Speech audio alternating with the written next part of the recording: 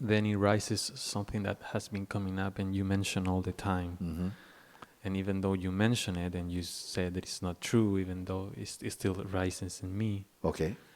which is a sense of not being able to get it, Mm-hmm. and a sense of Yeah.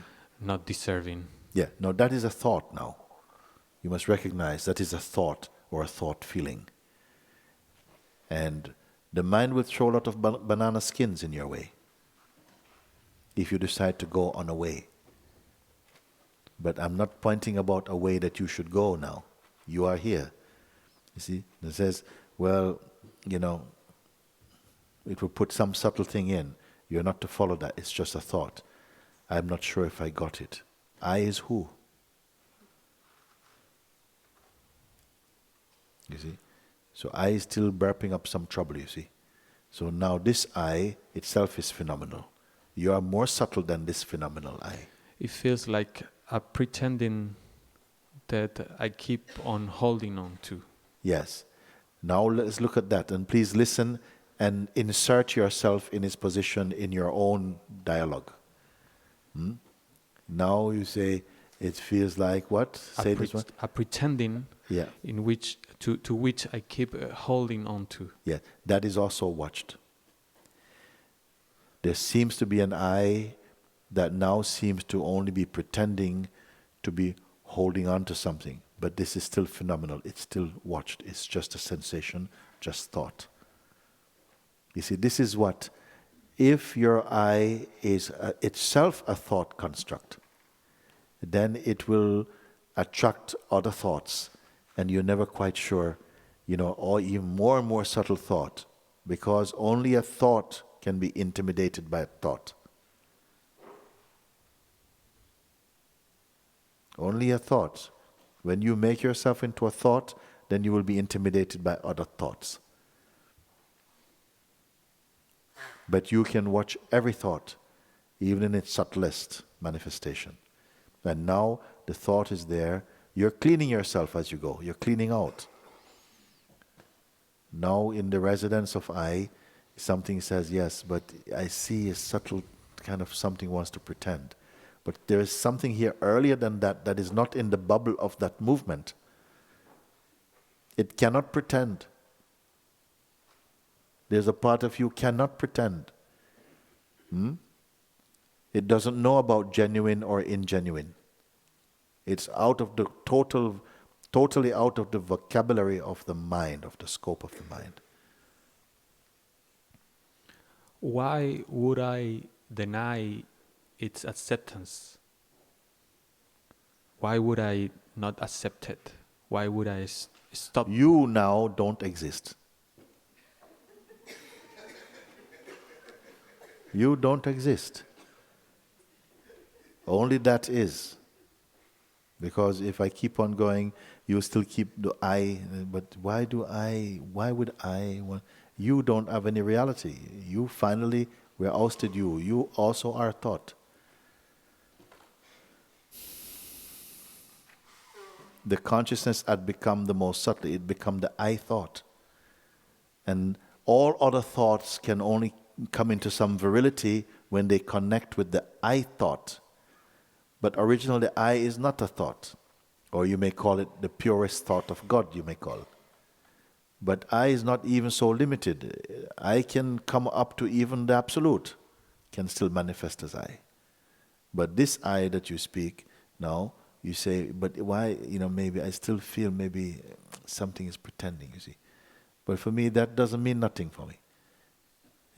If I said, but, oh yeah, well, you have to try and not pretend, then I'm somehow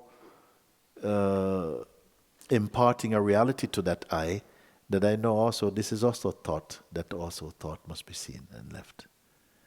And the consciousness has an affection for this thought at some level. I wonder if you're seeing. This is why it's going on for so long. The consciousness has adopted the role of the person, and it has some affection for what I call the infection, which is the person. It's like in the uniform of the I, me. And it wants to keep even a little bit little bit. Now it says, yes, still I feel still I am pretending. This is still thought, you see. The I am cannot pretend. It is still somehow being combined with the persona, the personality, you see. And this is why it's still, some gluk gluk is still there.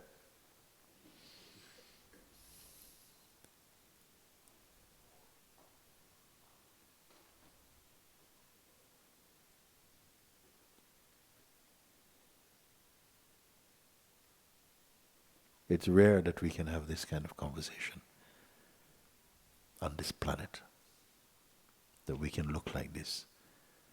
Because generally in the world, you're not required to go so deep. Nothing requires it of you. You don't need this to get married. You don't need this to find a job. Your employer is not going to ask you, so who are you? Yes, well, I'm John Brown. Where are you from? I am from, Peckham. No, but who really are you? What do you mean? Yeah, I mean, John is not your name, is not what you are. What kind of job is this? Your employer is not going to ask you. Nobody's going to ask you. Somebody want to marry you, they ask, what are you, where your family, and start do some research, how well you've done, where you've studied, how much money you've saved up, Okay, good, all right. Do you snore? No, okay, good. Okay, well, let's go forward.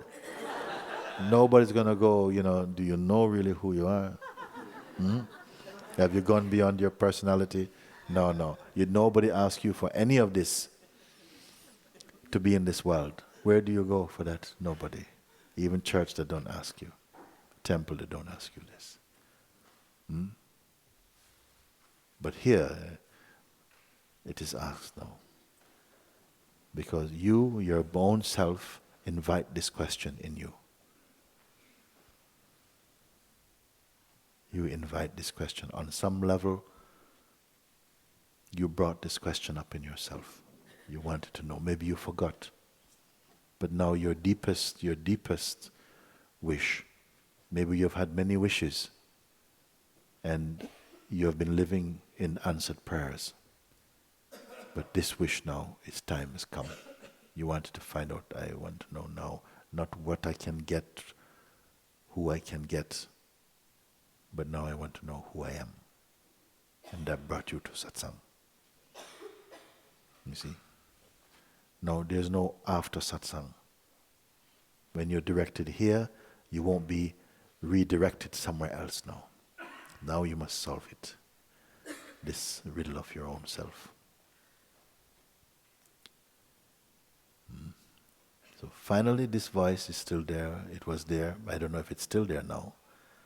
That said, yes, there's still something, pretending, or I feel I am. Don't identify now with this I.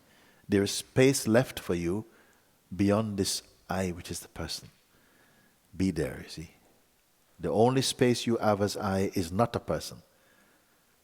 You understand what I mean by this? Sometimes you think the only way I can be I is to be a person. Then we point out what the person is, that the personality, you can talk about personality, you can talk about your shape, your size as the body. All this you present and still is rejected. He says, that's not you. That's not you, not here. It's not you. So, but where else do I have to go? I've told you everything about me. I say, you've told me nothing about you. You told me only what your mind made up. Then you have to find a space now in which even the idea you have of yourself is housed. So your I must expand beyond that limited thing of a person. How are you going to be that now?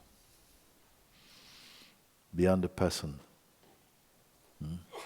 is the immeasurable.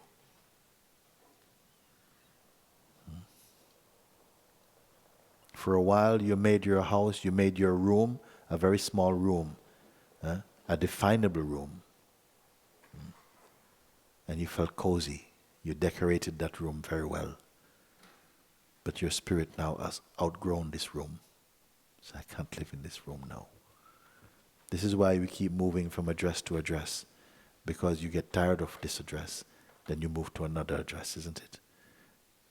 Now you have to move from all your addresses into that, your final home. You will not want to leave it.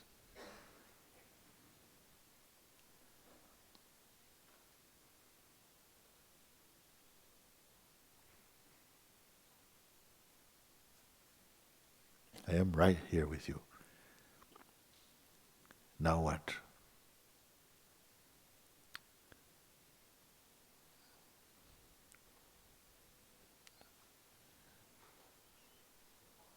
I don't feel too much like saying it, but I feel that I just need to keep quiet. Yes. Even this you cannot do. If you're an I, you cannot be quiet. For 5 minutes you can manage it. Then what to do? This? I am putting you to something you cannot do. You say you can be quiet now, I must just be quiet. But if you're an I being quiet, it's not the real quiet.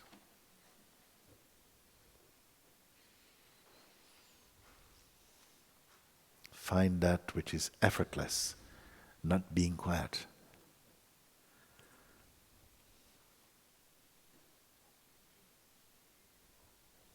Being quiet is a party trick. Nobody can be quiet. We only pretend quiet.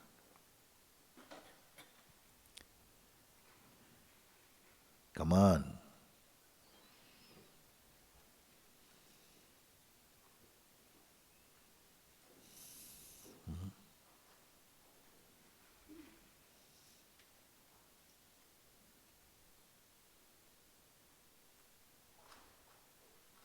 You have to do it.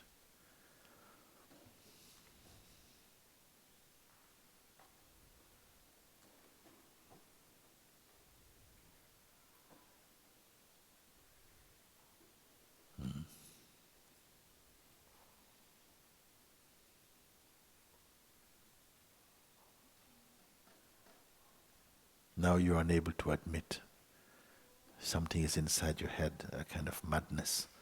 You can't admit the obvious. Missing the obvious. You can't admit because what? Fear? What is it?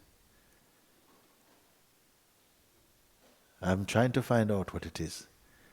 What is it that this little thin skin is dangling, like a bit of snot? Huh? What is it dangling? Huh? Are you a bit of snot? No, you're not. Huh? Something is a little bit of disbelief. It's nothing at all. It's already, the job is done. But you still believe in the work.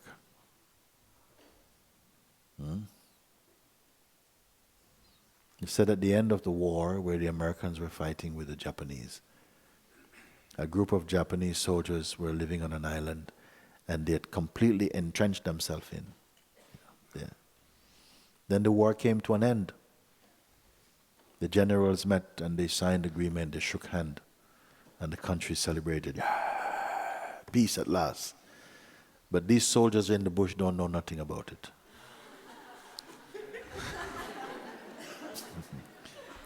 So they send message, comrades, the war is over. Some kind of trick. Look, we have the newspapers.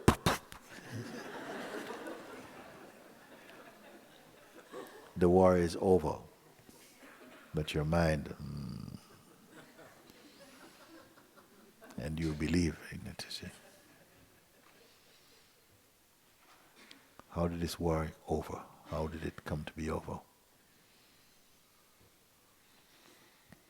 You decide. You are the general. Is it mere agreement? This one? Is it merely agreement? No. Has to be a seeing. This one thing.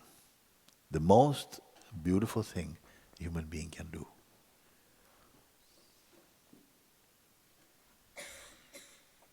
To accept your own divinity, your own divine nature.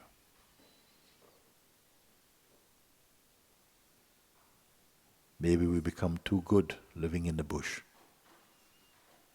You know how to survive being in the bush.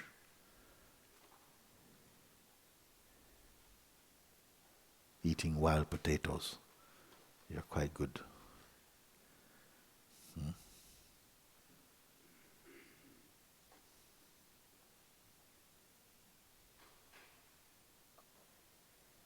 So after that, no more.